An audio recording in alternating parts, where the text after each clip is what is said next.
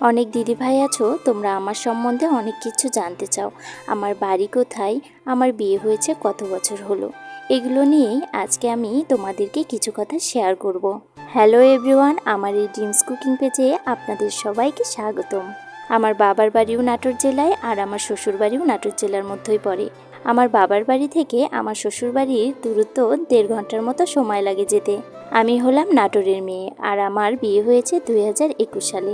আমার বিয়ের প্রায় 5 বছর হয়ে গেল। সময় কত দ্রুত চলে যায় তাই না? দেখতে দেখতে মনে হয় 5টি বছর কিভাবে যে পার করে দিলাম। বিয়েটা আমাদের কাছে হলেও থাকতে হয় কিন্তু অনেক দূরে। আমরা থাকি পটুয়াখালীতে। হাজবেন্ড যেহেতু এখানেই জব করে তাই এখানেই বাসা ভাড়া থাকি আমরা। আমার একটা ছোট্ট বাবু আছে আর তাকে নিয়েই আমার দিনগুলো কেটে যায়। কিন্তু বিয়ের আগে কখনো রান্নাবান্না তেমনভাবে পারতাম না। বিয়ের পরে এসেই রান্নাবান্না করতাম আর শখের বশে একটা পেজও খুলে নিয়েছি।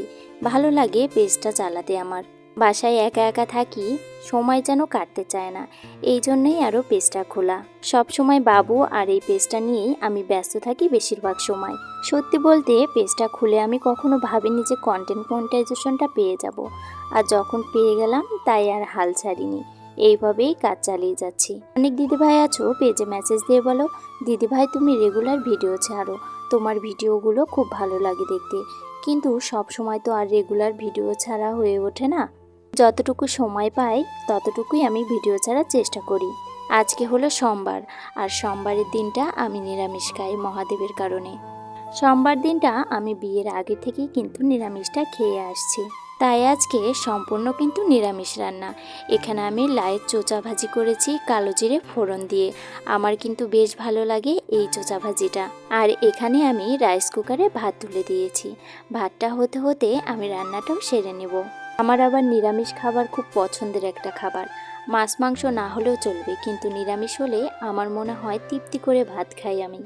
সকাল থেকেই ভাবছিলাম কি রান্না করব। ভাবতে ভাবতে মনে হলো ঘরে ছিল লাউ, আর লাউ বড়ি দিয়ে যদি একটা তরকারি রান্না করা যায় তাহলে কিন্তু বেশ ভালো লাগবে খেতে। এই রান্নাটা করার জন্য তেজপাতা, পাঁচফোড়ন আর কাঁচামরিচ একটু ভেজে নিয়ে তেলের ওপর লাউগুলো দিয়ে কিছু সময়ের জন্য লাউগুলোকে ভেজে নিতে হবে। এরপর সামান্য পরিমাণে একটু আদা জিরে বাটা দিতে হবে, দিয়ে আবারও কিছু সময় একটু নেড়েচেড়ে নিতে হবে। লাউগুলো যখন একটু ভাজা ভাজা হয়ে আসবে তখন এখানে দিয়ে দিতে হবে পরিমাণ মতো জল। লাউ দিয়ে এই রান্নাটা কিন্তু গরমে অনেক আরাম দেবে। গরমের দিন আসলে মাঝে মধ্যেই আমি এই রান্নাটা করে থাকি। এই তো ভেজে রাখা বড়িগুলো দিয়ে দিলাম। এখন খুব ভালোভাবে কিছু সময় রান্না করলে কিন্তু হয়ে যাবে। এখানে কিন্তু লাউগুলো একদম গলে গেছে। পরিমাণ মতো কিছুটা একটু চিনি দিয়ে দিলাম আর দিয়ে দিলাম ময়দার মিশ্রণ গুলিয়ে, তাহলে একটু গ্রেভিটা ঘন হবে। এখন নেড়েচেড়ে নামিয়ে নিলেই কিন্তু তৈরি। আর এই তো তরকারিটা রান্না করতে করতে রাইস কুকারের ভাতটাও হয়ে গেছে। ভাতটাকে নামিয়ে নিলাম। তো বন্ধুরা, আজকের ভিডিওটা এই পর্যন্তই। পরবর্তী ভিডিও নিয়ে আবারও দেখা হবে। চলে যাচ্ছি, টাটা।